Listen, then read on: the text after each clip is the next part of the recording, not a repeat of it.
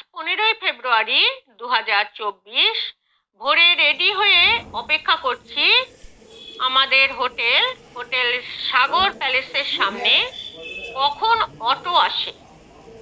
কালকের অটোওয়ালাই আমাদের পিছোলা লেক দেখিয়ে কুম্ভলগড় ফোর্টে নিয়ে যাবে।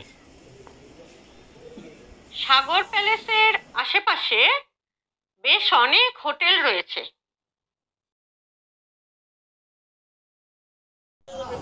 পিছোলা লেকে এসে পৌঁছলাম। এখানেও বোটিং এর ব্যবস্থা আছে, আমরাও নৌকোয় উঠব।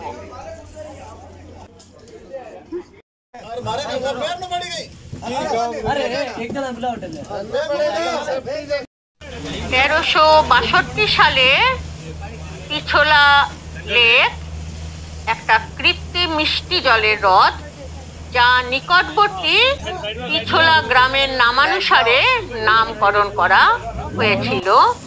মহারানা উদয় সিং এই সরোবরকে আরো অনেক বড় করেছিলেন। উদয়পুরের উৎপত্তি নিয়ে বেশ সুন্দর এক কাহিনী আছে। মহারানা উদয় সিং, যিনি উদয়পুরের প্রতিষ্ঠাতা, একদিন শিকারে বেরিয়ে লেক পিছোলার ধারে এক সন্ন্যাসীর দর্শন পান। সন্ন্যাসীকে নমস্কার জানিয়ে সন্ন্যাসীর থেকে আশীর্বাদ গ্রহণ করেন। সন্ন্যাসী রাজাকে নির্দেশ দেন যে লেক পিছোলার তীরে এক নগর নির্মাণের। মহারানা সন্ন্যাসীর আদেশ মতো 1559 খ্রিস্টাব্দে পিছোলা সরোবরের কোলে গড়ে তোলেন মার্বেলের এক সুন্দর রাজপ্রাসাদ। 1559 সাল থেকে শুরু করে 11 জন রাজা বিভিন্ন সময়ে বসবাস করার জন্য এই প্রাসাদগুলো তৈরি করেছিলেন। লেক পিছোলার জলে উদয়পুরের প্রাসাদের ছায়া স্মরণ করিয়ে দেয় পাশ্চাত্যের ভেনিসের কথা। পিছোলা লেকে নৌকায় করে সূর্যাস্ত দেখতে অপূর্ব লাগে। নৌকায় করে তাজ লেক প্যালেস, ওবেরয়, জগদীশ মন্দিরের দৃশ্য খুব সুন্দরভাবে দেখা যায়।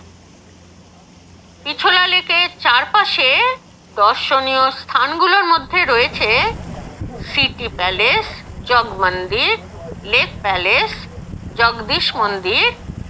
এছাড়া এখানে কেনাকাটার জন্য স্থানীয় মার্কেটও পেয়ে যাবেন। উদয়পুরের প্রচুর রাজপুত শৈলীতে নির্মিত প্রাসাদ রয়েছে। মার্বেল দিয়ে রাজপুত রাজারা প্রাসাদ তৈরি করতেন। শহরের বিভিন্ন মার্বেল প্রাসাদের সাদা রং প্রধান, তাই এই সিটিকে হোয়াইট সিটিও বলা হয়। বিভিন্ন লেকের মধ্যে জয়সমন্দ লেক সপ্তদশ শতাব্দীতে মহারানা জয় সিং এশিয়ার দ্বিতীয় বৃহত্তম এই কৃত্রিম সরোবরটা নির্মাণ করেছিলেন। সুন্দর মার্বেল পাথরের ছত্রি সরোবরের তীরকে সুসজ্জিত করে রেখেছে। এখানে মহারানাদের গ্রীষ্মকালীন প্রাসাদও আছে। পূর্ণিমাতার মন্দির রোপওয়ে করে যেতে পারবেন, এছাড়া হেঁটেও যেতে পারবেন। পূর্ণিমাতার মন্দিরের সামনেই আছে দুধতালাই লেক। এখানে মার্বেলের কাজ দিয়ে সরোবরটা ঘেরা, তাই মার্বেলের সাদা ছায়া জলে পড়ে, তাই এই লেকের নাম দুধতালাই লেক।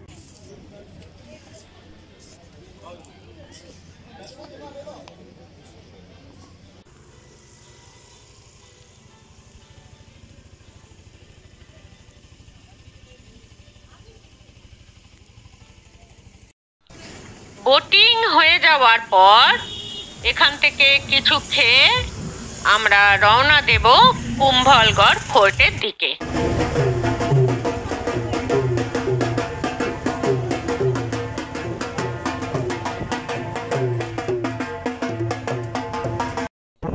ট্যুর যখন যেমন চ্যানেলটি যারা সাবস্ক্রাইব করেছেন তাদেরকে অসংখ্য ধন্যবাদ পাশে থাকার জন্য, এবং যারা এখনো সাবস্ক্রাইব করেননি তারা সাবস্ক্রাইব করে নেবেন। ভালো লাগলে লাইক ও শেয়ার করবেন। পরবর্তী পার্টে দেখুন কুম্ভলগড় ফোর্ট, যেই ফোর্টের প্রাচীর বা ওয়াল পৃথিবীর দ্বিতীয় দীর্ঘতম ওয়াল।